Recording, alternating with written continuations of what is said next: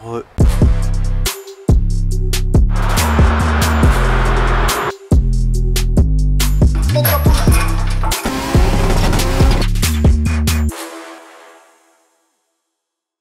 dernière fois que t'as vu cette caisse, il y a genre 1 an, j'étais tout content parce qu'elle sortait de restauration complète, tu vois. Sauf qu'il y a un truc que je te disais pas, c'est qu'elle bouffait autant d'huile que lui. Pourquoi, me diras-tu? Tout simplement parce que j'ai voulu faire confiance aux professionnels de la mécanique, aux professionnels de la rectification moteur, qui apparemment, après 40 ans d'expérience, ne sait toujours pas qu'il faut respecter certaines valeurs inscrites dans la RTA du véhicule, notamment pour le réalisage des pistons, n'est-ce pas? Quand c'est marqué qu'il faut viser 1 centième de jeu entre ton piston et ta chemise, et que ton rectifieur te met 8 parce que, je cite, « T'inquiète, j'ai l'habitude, si je mets 1 centième, ton moteur va serrer au premier coup de clé », et que par-dessus tout ça, il n'a même pas pensé à contrôler le jeu dans les soupapes, et bah forcément, ça te fait une jolie friteuse. Là, tu vas me demander pourquoi ça fait je sais pas combien de temps que je fais le mort et que je reviens comme ça, comme un cheveu sur la soupe. Voilà. Ah, attendez, j'ai une mission à accomplir pour Peter Griffin. Parce que ça devient une tradition. Elle est là, la 406, ne t'en fais pas. Avec ses belles Tacoma d'ailleurs. Donc si tu veux bien, on va refaire un petit tour de cette voiture parce que ça fait longtemps. L'aile noire qui va bientôt partir d'ailleurs, c'est la dernière fois que vous la verrez comme ça. Tu peux lui faire tes adieux tout de suite. Ouverture centralisée parce que je suis quelqu'un de la haute. Intérieur Recaro parce que je suis un puriste. Bon, tu feras pas attention à l'état intérieur. J'habite dans un endroit où c'est très difficile de garder ses voitures propres. Du moins, tant que j'ai pas mon garage. Du coup, j'ai enlevé le poste parce que je trouvais ça trop lourd. Puis bon, ça reste à 1,6 litre, donc faut pas trop lui en demander non plus. Non, blague à part, je vais mettre la console double DIN. Une vidéo que je vous ai promis en 2019. Pour te dire à quel point je n'ai aucune confiance en cette bagnole, tu peux voir que je me trimballe toujours avec un kit de premier secours, ainsi qu'une fusée de détresse si l'envie me prend de sauter dans un ravin. Je t'avais dit que le moteur avait été rectifié avec le cul, mais je t'avais pas dit ce qu'on avait fait du coup pour le réparer. Donc le bloc, on n'a rien pu faire. Il y a toujours trop de jeu entre les pistons et les chemises, mais bon, ça c'est pas grave. Faut juste bien attendre que ça chauffe. Je suis pas le genre de mec à taper à froid, donc ça me change pas trop la vie. Par contre, on a refait toute la culasse, et nouvelle soupape, nouvelle coupelle, nouveau ressort, tout ça en super tech. Tant qu'à faire, on s'est dit qu'on allait faire retailler les arbres à cam, donc les arbres à cam sont retaillés. Je garde toujours un petit souvenir du jeu à la coupe de mes pistons, qui sont tous hors tolérance bien sûr. Si un jour j'oublie que mon moteur peut péter à tout moment, il sera là pour me le rappeler. Le petit volant EK9 bien sûr, parce que je suis so JDM. Et là si tu regardes bien, tu pourras même voir ma sale tronche calvitie. Aussi, je sais pas si tu te rappelles, mais j'avais ce qu'on appelle un cold air intake, donc qui vient prendre l'air froid là-bas dessous. Sauf que là, comme tu peux le voir, il y a un petit défaut de conception et le garde-boue ne tient pas. Ce qui fait que toute la flotte rentrait par là et le filtre étant juste ici. Je pense que c'est déjà arrivé à la voiture de boire la tasse. Du coup, en attendant, j'ai mis cette merde. Tu gagnes 15 chevaux à froid, mais t'en perds 35 à chaud. Mais c'est le seul truc qui me fait bander quand tu ouvres le papillon en grand. Donc du coup, pour répondre à ta question, non. Le moteur ne consomme plus d'huile, ça y est, enfin, je peux enfin rouler sans avoir un bidon d'huile dans le coffre. Cependant, je récupère ma voiture, je fais mon petit rodage de 2000 km. Ouais, 2000 km, ouais. Pourquoi pas, tu vois. Je me dis que ça m'a déjà coûté assez cher, on va pas trop prendre de risques, hein. Bref, je fais mes 2000 km jusqu'à ce que la voiture décide de se vidanger toute seule sur l'autoroute. Bon, et ben, 2000 km. Mais au moins le côté positif dans tout ça, parce qu'il faut quand même un peu garder le sourire, c'est qu'on a un joli coucher de soleil pour lui fêter ses grands morts. Je suis resté arrêté genre 10 minutes, regarde toute l'huile que j'ai laissée par terre. Et ça te Et puis ouais, regarde, ça la suit.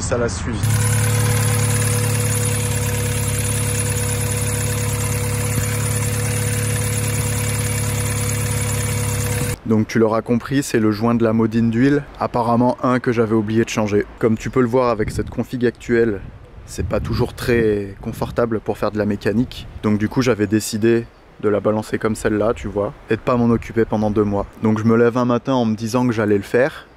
Du coup c'est bon, je l'ai fait. Je te laisse voir la gueule du joint.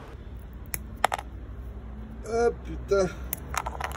Ouais, bah en même temps, après 22 ans de loyaux service, hein, on peut pas trop lui en vouloir. Du coup, la Civic, encore ressuscitée. Je me suis dit bon bah allez, ça fait longtemps, je vais aller rouler avec. Du coup je suis allé à la poste avec, qui est genre à 200 mètres de chez moi, tu vois. Eh bien crois-moi ou non, mes 200 mètres ont suffi pour que je me fasse foudroyer le cul tel une... T'as pas envie de connaître la fin de cette phrase. Donc en soi, bon c'est pas grand chose, hein. Vous savez que les pare-chocs de Civic sont indestructibles et qu'ils reviennent toujours à leur forme. Sauf que là où c'est un peu chiant, c'est que la voiture sort de peinture. Du coup lui là il a fendu. Pas grave, on va le changer. C'est pas moi qui paye.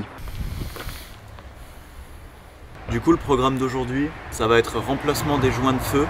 Non il fuit pas mais j'ai envie de le faire. Puis j'ai des joints d'origine, donc c'est plutôt la classe. Et là, au risque d'en décevoir beaucoup, on va remettre le pot d'origine. Ouais. Le spoon c'est rigolo 5 minutes, hein, ça fait du bruit, on se croirait dans une Kanjo mobile.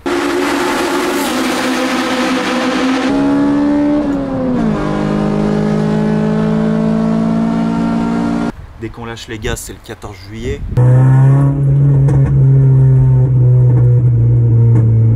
Mais quand c'est ta voiture de tous les jours et qu'à chaque fois que tu passes dans un village, tout le monde te regarde de travers, qu'apparemment le commun des mortels ne comprend pas que bruit n'est pas égal à vitesse, c'est chiant. On va commencer par les joints de feu parce que c'est le truc que je suis sûr de réussir aujourd'hui. Parce que comme on dit toujours, un mécano qui attaque un projet en étant trop optimiste est un mauvais mécano.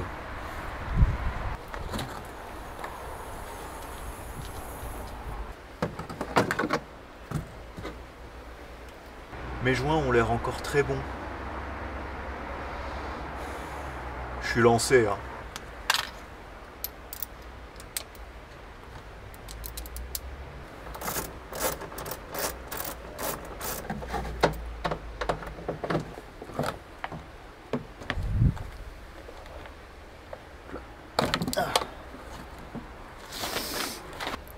Ouh là là, c'est mouillé ça.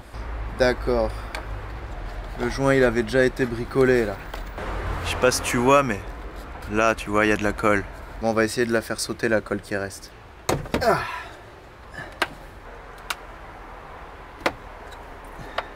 Ah, mais c'est parce que j'ai pas le bon outil aussi. On va essayer de pas péter les ergots. Oups. Ah, t'entends? Ça fait... Oula. Ouah. Qu'est-ce que c'est que ça?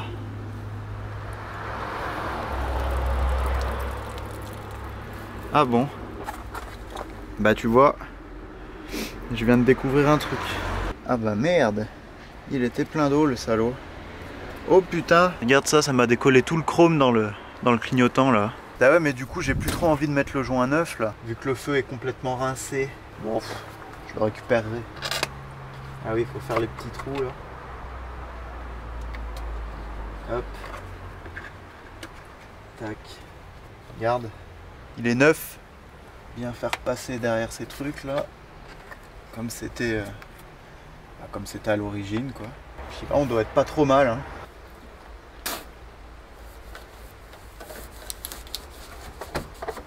C'est possible que l'eau elle rentre un peu par là aussi.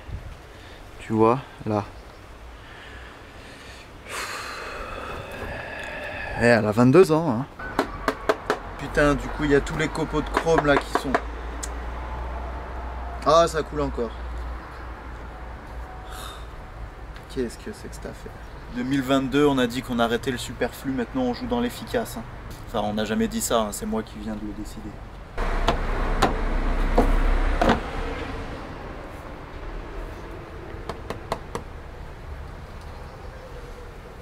Bah c'est vraiment vilain hein.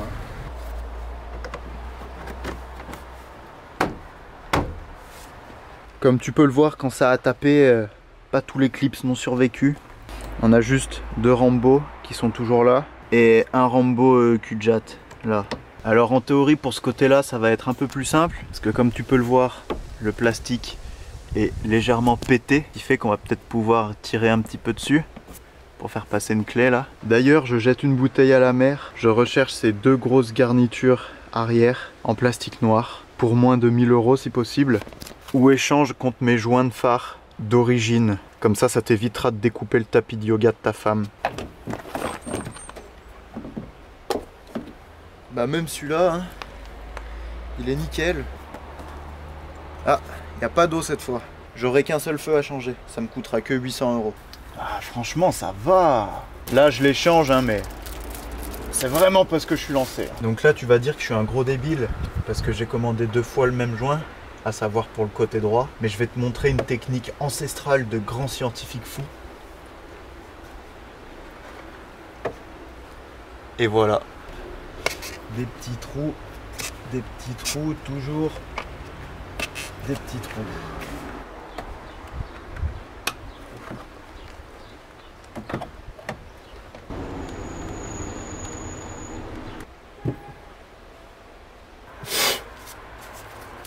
Un petit coup de chiffon, emballage d'origine, et hop, 100 € sur eBay.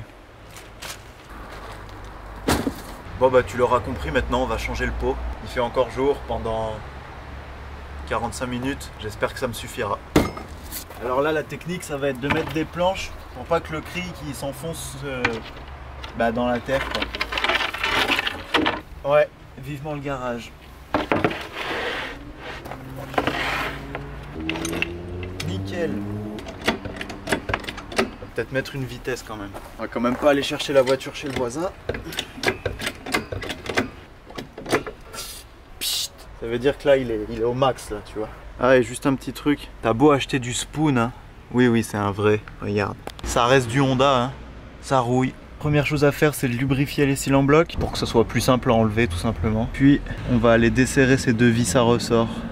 Bon chance. Toujours bien utiliser des douilles spéciales péteuses, hein. Là, je viens de me rendre compte d'un truc sympa. J'avais une fuite d'échappement là par là. Bon, ça je le savais. Je savais pas que ça pointait en direction du réservoir d'essence. Toujours plus de sécurité à la terpenterie, hein.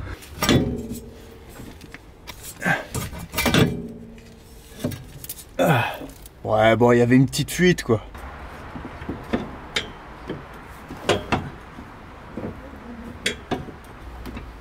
Oh.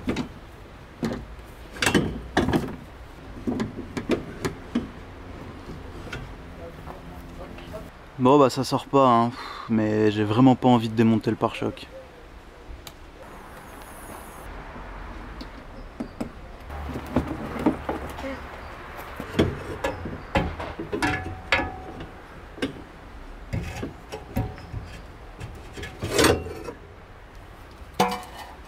Place au tuning.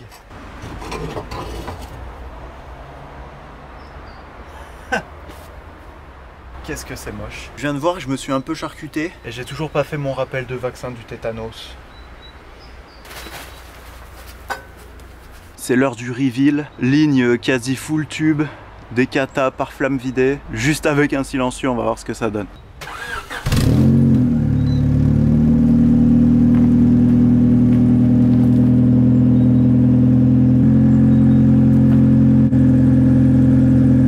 Ça fait autant de bruit qu'avant.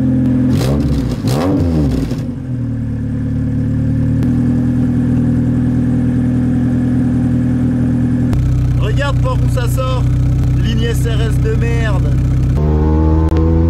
Ça fait encore plus de bruit qu'avant, mais c'est abusé.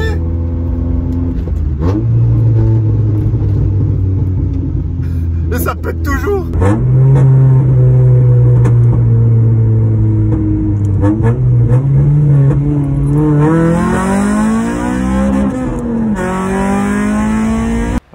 Du coup on est le lendemain, enfin peut-être le surlendemain. Je crois que j'ai plus le choix, il va falloir remettre la ligne complète d'origine. Donc d'origine, oui et non, on reste quand même sur quelque chose de correct. C'est un intermédiaire d'Integra. Origine oui, mais origine EK4, non. C'est la fin du crackle map d'origine.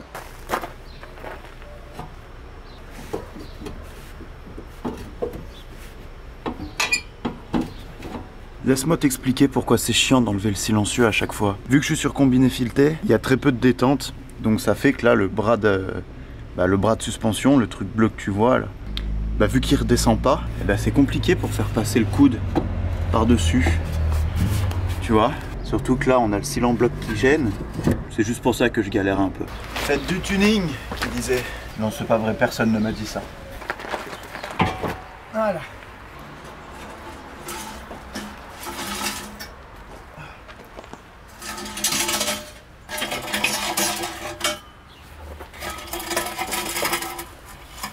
Du coup, pour un peu t'expliquer, ce qui foutait la merde et que ça fuyait tout le temps, c'est que là, côté origine, tu vois que c'est conique. On a un joint conique, un peu comme celui-là, en fait, qui vient comme ceci, à peu près. Et là, sur ces lignes SRS à la con, c'est des grands joints plats qui viennent tout là, tu vois. Donc forcément, les deux, ça va difficilement ensemble. Je dis pas que c'est impossible, je dis juste que c'est chiant pour faire en sorte qu'il n'y ait aucune fuite. J'ai tout essayé, hein. J'ai essayé conique, joint plat plus le conique. Moi, ça a toujours fui. Donc je sais pas comment vous faites, les gars, mais bon, on s'en fout de toute façon, je vais remettre le truc d'origine. Tandis que là, tu vois, vu que c'est à peu près pareil, bon, tu fais pas gaffe à la gueule du machin. Je sais pas si ça a été bricolé ou pas. Mais du coup, là, tout de suite, bon, tu m'en voudras pas, c'est un peu galère à une main, mais tu vois, tout de suite, ça rentre un peu mieux. Du coup, tout ça vient de me rappeler que j'avais un petit problème. Là, vous voyez, la barre anti-roulis, elle est un peu rayée. C'est parce que lui, là, il vient toucher. Alors, j'ai ma petite théorie là-dessus. Je dirais que c'est parce que la ligne d'Integra est un peu plus courte que ce qu'elle est censée être. Sur une K, quoi. Donc, forcément, le grand silencieux de tous ces morts, eh ben, je pense qu'il... Enfin, là, il y a un problème, là.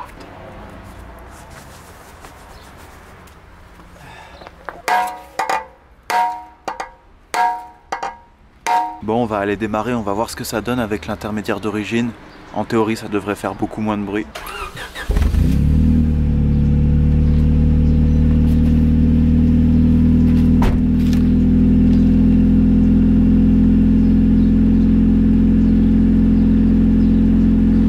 Ah ouais, rien à voir.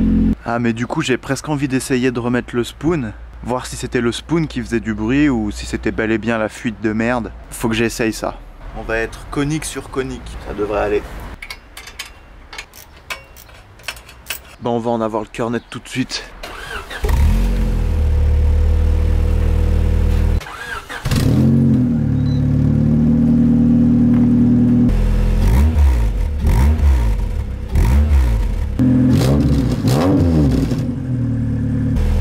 Bah, c'est nickel ça. Du coup, je me pose une dernière question. Est-ce que la sourdine est vraiment utile? Parce qu'à l'époque où j'aimais la sourdine, ça avait rien changé. Mais parce que la vérité, c'est que le bruit sortait par la fuite. On va essayer d'enlever la sourdine, voir si ça change quelque chose.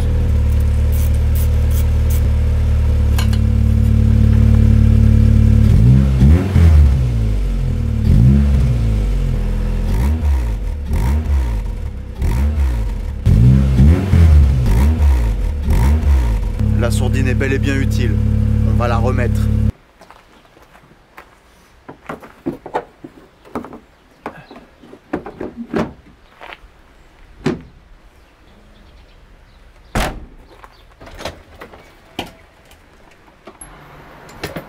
Bon, on va aller essayer tout ça.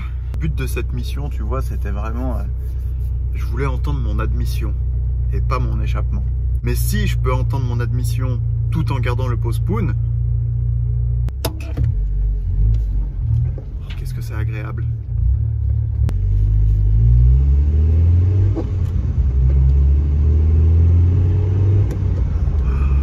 Une J9 d'origine. Ça fait aucun bruit. Du coup maintenant on n'entend que mes linguets qui claquent. Et là il faut se dire que derrière je suis vidé, qu'il y a encore une petite fuite, toujours au même endroit hein, mais elle est vraiment minuscule. Donc ça veut dire qu'une fois la banquette remise et la fuite réparée, ça fera encore moins de bruit.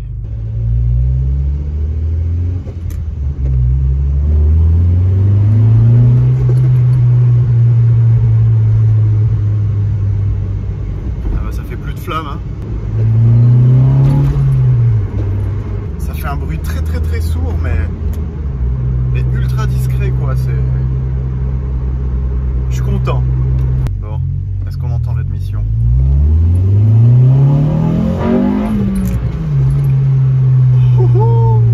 Oui.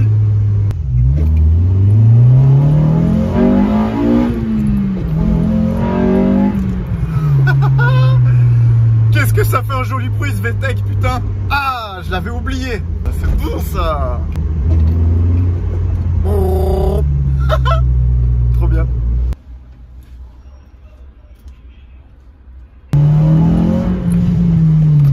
J'ai l'impression d'avoir plus de couple, je sais pas pourquoi.